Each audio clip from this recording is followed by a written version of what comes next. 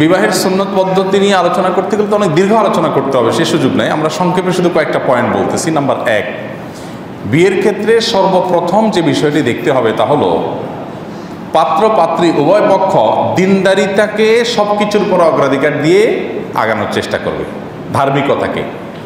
দেখুন, ধার্মিকতা মানেই দাড়ি টুপি না, ধার্মিকতা মানে বোরকা না, শুধু এগুলো ধার্মিকতার এক একটা পার্ট মাত্র। আসল ধার্মিকতা হলো সে আসলে আল্লাহর কাছে নিজেকে সারেন্ডার করছে কিনা, সে কোরআন হাদিসের সামনে নিজেকে সমর্পণ করছে কিনা। যে কোরআন হাদিসের নির্দেশ আসছে সে থেমে গেছে। ও যে কদিন আগে কেওয়াজ উঠছে না, নারী কিসে আটকা, পুরুষে কিসে আটকা। দেখতে হবে এই পাত্র এই পাত্রী কোথায় গায়ে থামে, কিসে আটকে। যদি দেখেন যে সে আল্লাহ এবং তার রাসূল সাল্লাল্লাহু আলাইহি সাল্লামের কথা শোনার পর আটকে যায়, বাস আমার আর কিছু নাই, সে অনেক তেড়ামি করতেছে, আপনি আল্লাহর ভয় দেখা দিয়েছেন, সাথে সাথে থেমে গেছে। সে একটা হাদিস পেয়ে গেছে, তার তেড়ামির বিপরীতে সে সাথে সাথে সরি বলে ফেলছে। তাহলে এই হলো দিনদারিতা, যে ভেতর থেকে আল্লাহর কাছে কি করা, নিজেকে সমর্পণ করে দেওয়া। এইরকম মানুষ যদি জীবনে পান তো এটা আপনার জীবনে বিরাট বড় একটা সম্পদ। এখন এটা কিভাবে বুঝবেন, এটা বোঝার জন্য তার পুরো লাইফস্টাইলটা দেখতে হয়, যে সে হালাল হারাম কতটা মেনটেন করে, তার রাগ, তার গোস্বা, তার ক্রোধ, তার জেদ, তার ভালোবাসা, তার বিদ্বেষ, তার শত্রুতা, তার দান না করা, তার বন্ধুত্ব, সব কিছু সে নিয়ন্ত্রণ করে কোরআন হাদিসের কষ্টি পাথর দিয়ে করে কিনা। যদি করে আলহামদুলিল্লাহ, সে কোরআন হাদিসের নিজেকে সমর্পণ করেছে। এই হলো প্রকৃত দিনদারি। তাহলে এটা দেখে বিয়ে করতে হবে, এটা হলো প্রথম দিক। আপনি রূপ লাবণ্য অন্য কিছু দেখেন না দেখেন, কিন্তু ওইটা মূলে দেখবেন। পাশাপাশি এবার রূপ লাবণ্য দেখেন, অন্য জিনিস দেখেন, ঠিক আছে, অনেক সময় ম্যাচ করবে কিনা, ফ্যামিলিগত বন্ডিং হবে কিনা, আঞ্চলিকতা অন্যান্য দিকও দেখতে হয়, সেগুলো দেখেন। কিন্তু মূল বিষয় দেখবেন কি, দিনদারিতা, ধার্মিকতা আছে কি নেই। এই ধার্মিকতা বুঝতে গিয়ে অনেক সময় অসুবিধা হয়। অনেক দিন মেয়ে ছেলে নামাজ পড়ে, দাড়ি রাখে, হ্যাঁ, টুপি একটা দিছে, জুব্বাও পরে, মনে করছে দিনদার, তলে তলে যায় দেখে যে চরিত্রহীন। আবার মেয়েরে বোরকা পরা দেখছেন, মাদ্রাসা পড়ুয়া দেখছেন, এরপর দেখলেন যে দুইটার সাথে সম্পর্ক, অথবা দিনের ধারে কাছে নেই। তো এই জন্য প্রকৃত দিনদারি কি, এটা বোঝার চেষ্টা করা, ভেতর থেকে সে আসলে দিন কি কতটা গ্রহণ করেছে এটা দেখা দরকার। এক। দ্বিতীয়ত হলো আদর্শ সুন্নাহসম্মত বিয়েতে মহর হবে সহনীয় পর্যায়ের। মেয়ে পক্ষ জুলুমের মহর ধরবে না, সহনীয় পর্যায়ে মহর ধরবে। যে মহরটা ছেলে দিতে পারে, যৌক্তিক 10 লাখ 20 লাখ ধরলেও ছেলেরে আপনার মুড়ির মতো ভাজলেও 10,000 বাইর হবে না। তাহলে কী লাভ হবে? মহর ধরবেন সহনীয় এবং যৌক্তিক, যেটা ছেলে দিতে পারে। দিতে পারবে না অযৌক্তিক মহর ধরে বসে থাকবেন, এটা হবে না, এটা সুন্নাহসম্মত না। নবী সাল্লাল্লাহু আলাইহি ওয়াসাল্লামের বহু হাদিস আছে এই প্রসঙ্গে, সাহাবায়ে কেরাম থেকে অনেক হাদিস বর্ণিত আছে।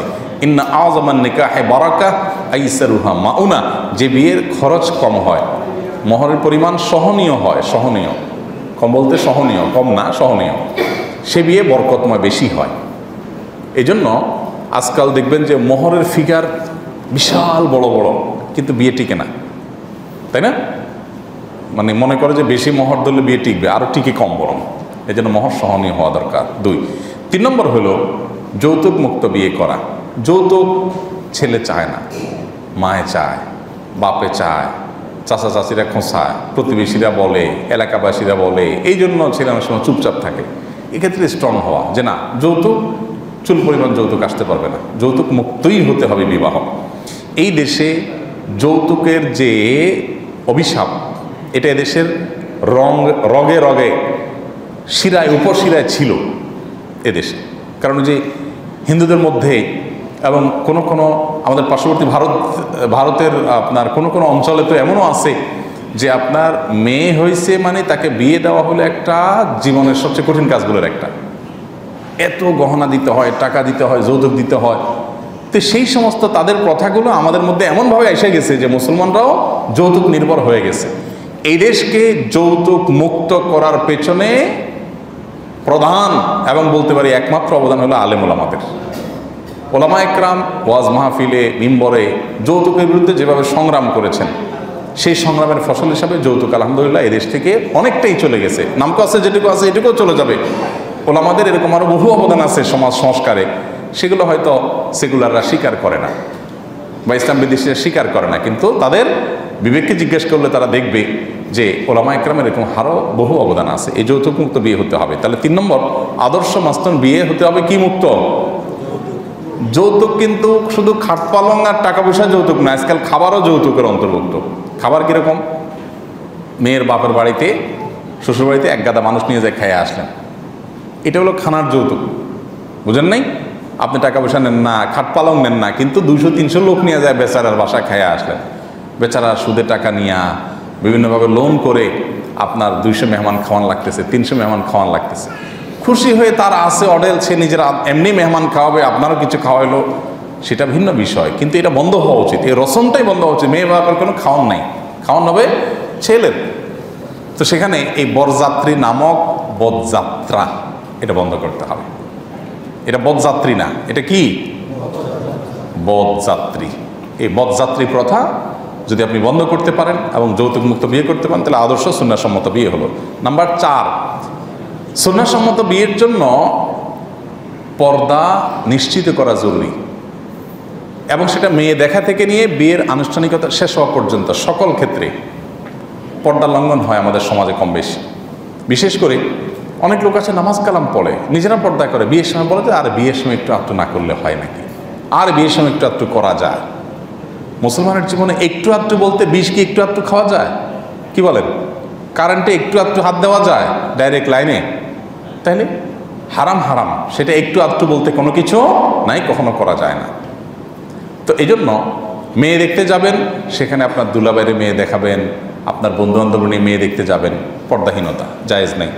আপনি দেখবেন, আপনার ফ্যামিলি মেয়েরা দেখবে, আর কেউ না, আর কোনো পুরুষ না আপনার ফ্যামিলির। এরপরে যে বিয়ের অনুষ্ঠানে সেখানে মেয়ে পুরুষ ঢলাঢলি, মাখামাখি, পর্দা লঙ্ঘন, হ্যাঁ, ছেলেরে বসা রাখবেন মূর্তির মতো, মেয়েরা এসে পাশে দাঁড়ায় ছবি নিল, মেয়েরে বসা রাখলেন মূর্তির মতো, সেখানে ছেলেরা সবাই দেখলো।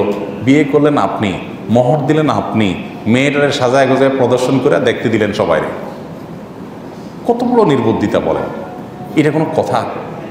বউটা আপনার, পয়সা খরচ করলেন আপনি, আর দেখালেন গোটা দেশে মানুষে সাজায় গোছায়, বলে তোমরা দেখো, চোখের তোমাদের যে আকাঙ্ক্ষা আছে সেটা মেটাও। এটা কোনো বুদ্ধিমানের কাজ হতে পারে? তো এই জন্য পর্দা নিশ্চিত করা। 5 নম্বর এবং গুরুত্বপূর্ণ একটা পয়েন্ট হলো গান বাদ্য মুক্ত বিয়ে, হারাম গান বাদ্য মুক্ত বিয়ে। এই যে মিউজিক দিয়া ঝাঁকানাকা আপনার ব্যান্ড পার্টি আনা ছাড়া বিয়ে তো আজকাল চিন্তাই করা যায় না। ছেলে করতে চায় না, বলে হুজুর আমি আসলে করতে চাই না। তো কেন হচ্ছে? ওই বাগিনা বাগনিরা, বাতিজারা এরা একটু আনন্দ করতে চায়। গুনাহ বরের হবে আগে, কারণ সে এটার সমর্থন দিয়েছে এবং সে এটার মূল কারণ। এই জন্য গান মুক্ত বিয়ে, এটা আজকাল চিন্তা করা কঠিন হয়ে যায় যে আরে মিউজিক ছাড়া কেমনে বিয়ে হয়? বিয়ে হবে সারা রাত ধরে মিউজিক হচ্ছে এলাকাতে। মানে এই ধরনের আপনার অমানবিক এবং আপনার অন্যায় আচরণ যারা করে, বিবেকও বাদে না যে মানুষ ঘুমাচ্ছে, আমি গানের আওয়াজে তাদেরকে উঠাচ্ছি। এমনকি কারো যদি ডিস্টার্ব নাও হয়, গান মুক্ত বিয়ে করা এটা সুন্নাহসম্মত বিয়ের জন্য একটা জরুরি বিষয়। 6 নম্বর এবং গুরুত্বপূর্ণ একটা বিষয় হলো বিয়েটাকে সহজ করতে হবে। বিয়েটা কি করতে হবে? সহজ। উভয় পক্ষের জন্য সহজ। ছেলে পক্ষ মেয়ে পক্ষকে বলে দিবে বেঈ সাহেব, বেঈন সাহেব, আরও যে সাবরা আছেন শুনে রাখেন, কোনো টেনশন নেবেন না, কোনো দোষ দরাদরি নেই।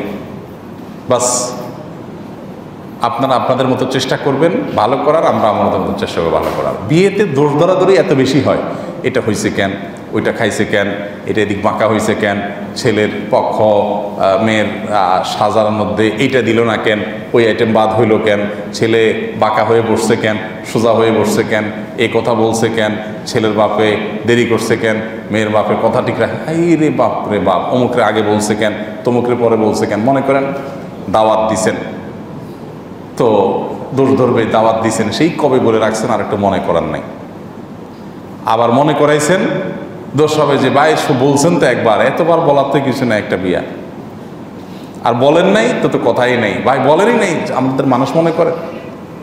এই যে দোষ ধরাধরি আমাদের দেশেই এত অনাচার বিয়েকে কেন্দ্র করে, এটা সহজ করতে হবে ভাই, কোনো দোষ ধরাধরি নেই, প্রত্যেকে রিল্যাক্স এবং হালকা করে দিতে হবে। আপনি আপনার আত্মীয়কে, নতুন আত্মীয় হচ্ছে বেঈ সাহেব বেঈন সাহেবকে হালকা করে দেন, বিয়ে বরকতময় হবে ইনশাআল্লাহ। আল্লাহ তাআলা আমাদেরকে সুন্নাহসম্মত বিয়ে সম্পাদন করার তৌফিক দান করুন।